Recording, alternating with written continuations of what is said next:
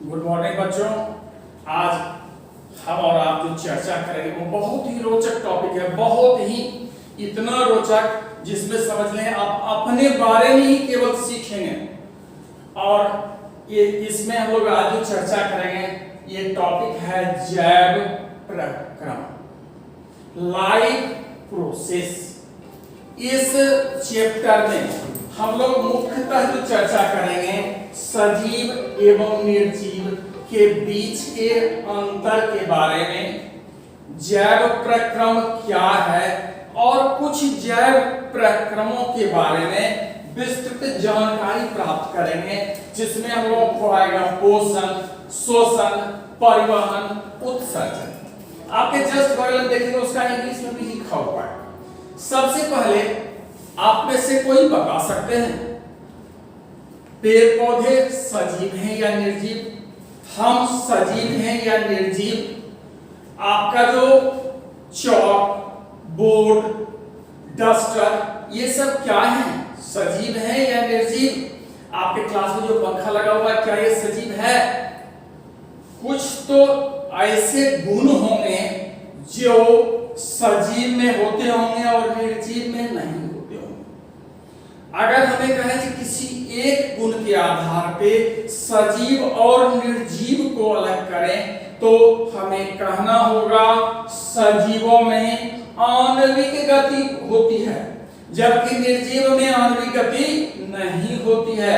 यानी ऐसे सारे वस्तुएं, चीज, ऐसे सारे मैटर जिसमें क्या हो, आणविक गति हो, वो सब के सब क्या होंगे, सजीव होंगे। आणविक गति कहने का अर्थ क्या है? ये आणविक गति दिखाई नहीं देता है। जो आप कहे हैं, जो हम देख रहे हैं, ये संभव नहीं है। आणविक गति को हम लोग देख नहीं सकते हैं। आणविक गति के अंदर क्या होगा, अणुओं की विशेष व्यवस्था होगी और उनकी क्या होगी, गति होगी, अणुओं का विन्यास होगा और संयोजन होगा। जैसे आप जानते हैं जीव द्रव के बारे में सुन लो, कोशिका के अंदर क्या पाया जाता है, जीव द्रव, उसको कहते हैं लिविंग मैटर। कभी इसके बारे में जब जानेंगे तो उसमें न्यूक्लियो प्रोटीन और अन्य तत्व जब आपस में मिल जाते हैं तो किसका निर्माण कर देते हैं, प्रोटोप्लाज्म का, जीव द्रव्य का। तो अब तक इतना क्लियर हो गया। जो हमको कहे सजीव और निर्जीव में अंतर बता दें तो तुरंत आप क्या कहेंगे, कि सर जिसमें आणविक गति पाई जाती है वो सब के सब सजीव होंगे, जिसमें आणविक गति नहीं पाई जाती है वो सजीव नहीं होंगे। ये जो हमारा चॉक है, डस्टर है, टेबल है, इसमें क्या है, आणविक गति नहीं पाई जाती है। लेकिन हम पेड़ पौधे, हम कहने का मतलब मनुष्य, पेड़ पौधे, इन सबों में क्या है, आणविक गति उपस्थित है। गाय, भैंस, बैल, जितना भी आपको चारों ओर दिखाई देते हैं ये सब। आप कहें सर सजीव के तो और क्या क्या गुण होंगे जिसको हम देख सकते हैं? तो उसके लिए हमको क्या करना पड़ेगा, मिस्टर गर्सन से बात करनी पड़ेगी। MRGRSEN, इनसे मिलना होगा और इनसे जब हम मिलेंगे ये सजीव के सारे गुणों को बता देंगे। जरा इनका देखें तो M यह है मोमेंट के लिए, गति के लिए। R जो है यह है रिप्रोडक्शन के लिए, प्रजनन के लिए। ये G जो आया है ये ग्रोथ के लिए। ये यहाँ पर S लिखा हुआ है, देखें, ये सेंसिटिविटी, संवेदना के लिए। R है रिस्पायरेशन के लिए और E क्या है, एक्सक्रीशन के लिए। इसका मतलब क्या है, जिसमें गति हो। गति भी कौन सी गति, आणविक गति। ये गति की बात हम नहीं कर रहे हैं, हमने कहा आणविक गति, प्रजनन, वृद्धि, श्वसन, संवेदना और उत्सर्जन। इतने गुण जिसमें होंगे वो सब के सब क्या होंगे, सजीव होंगे। तो आप सजीव के गुणों के बारे में तो जान गए होंगे। अब हम लोग जो चैप्टर का नाम लिखा हुआ था जैव प्रक्रम, अब उसके बारे में जान। आखिर जैव प्रक्रम कहते किसको है, व्हाट इज लाइफ प्रोसेस? कहेंगे वे सारी क्रियाएं जिसके द्वारा सजीवों का क्या हो, अनुरक्षण हो। उसे क्या कहेंगे? जैव प्रक्रम। कभी आप सुने आपके घर में कोई आता ना, कहता मेंटेनेंस का काम करने के लिए आता है। मेंटेनेंस का ही अर्थ क्या होता है? अनुरक्षण। अनुरक्षण के कार्य, वैसी सारी क्रियाएं, वैसे सारे प्रक्रम जिसके द्वारा क्या हो? सजीवों का अनुरक्षण हो, वो सारी क्रियाएं क्या कहलाएगी? जैव प्रक्रम। अब इसमें जैव प्रक्रम में सबसे पहले हम लोग ऊपर देखे होंगे लिखा गया था पोषण, न्यूट्रिशन। कहेंगे न्यूट्रिशन क्या कहेंगे, किसको कहेंगे?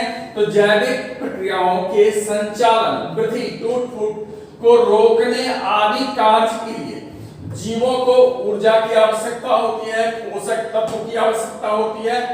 इसकी पूर्ति के लिए खाद्य पदार्थ क्या करते हैं? लेते हैं। आप हम खाते हैं ना, अगर आपको 5 घंटा तक भोजन ना मिले तो आप क्या फुटबॉल खेलेंगे? या 3 दिनों तक आपको भोजन ना मिले, 3 दिनों तक आपको भोजन ना मिले तब कहें फुटबॉल खेलेंगे? खेलिए तो आप खेलिएगा, कहेंगे नहीं सर हम नहीं खेल पाएंगे। कारण क्या है? आपके शरीर में ऊर्जा नहीं है, आपके शरीर में उतनी ऊर्जा नहीं है जिससे आप दौड़ सकें। तो सीधे कहे क्या? पोषक तत्व और ऊर्जा की आवश्यकता के लिए हम लोग खाद्य पदार्थ जो ग्रहण करते हैं वही क्या है? आपका पोषण है। दूसरा है श्वसन। श्वसन का दिमाग हम लोग का बैठा हुआ है सांस लेना, ये गलत है। श्वसन का कहेंगे तो श्वसन का अर्थ होता है ऊर्जा का उत्पादन। पोषण के दौरान हमने जो खाद्य पदार्थ लिया उसका उपचयन या अपचयन, ऑक्सीडेशन या रिडक्शन के दौरान, इस प्रोसेस के द्वारा O2 की उपस्थिति में या O2 की अनुपस्थिति में हम लोग किसका उत्पादन करते हैं? ऊर्जा का। यही ऊर्जा का उत्पादन क्या कहलाया? श्वसन कहलाया। फिर अगला देखा हमने गुण लिखा था परिवहन।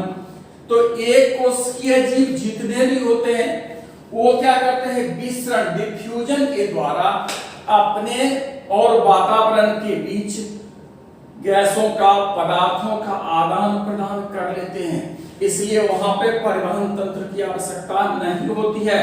लेकिन जितने भी हम लोग क्या हैं? बहुकोशिकीय जीव हैं, इनमें पदार्थों को एक स्थान से दूसरे स्थान तक पहुंचाने की आवश्यकता होती है और इसी के लिए परिवहन की आवश्यकता होती है।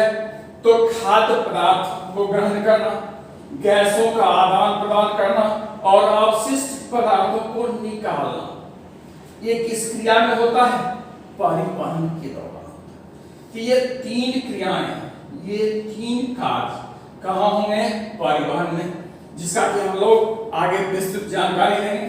फिर सबसे अंतिम जो इसमें इस चैप्टर में हम लोग पढ़ना है उत्सर्जन। तो विभिन्न क्रियाओं के दौरान कुछ अवशिष्ट पदार्थ निकलते हैं और वो अवशिष्ट पदार्थ हानिकारक होते हैं। अगर वो हमारे शरीर में रह जाएंगे तो हमारी कोशिकाओं को हानि पहुंचाएंगे। तो इन हानिकारक पदार्थों को शरीर से बाहर निकालना ही क्या कहलाएगा? उत्सर्जन या एक्सक्रीशन। अब तो आप समझ गए होंगे, आप सजीव हैं, आप में कौन कौन से गुण हैं, इन सबों की जानकारी हमें मिल गई। अब हम लोग आगे एक एक पोषण, श्वसन, परिवहन और उत्सर्जन के बारे में स्टडी करेंगे।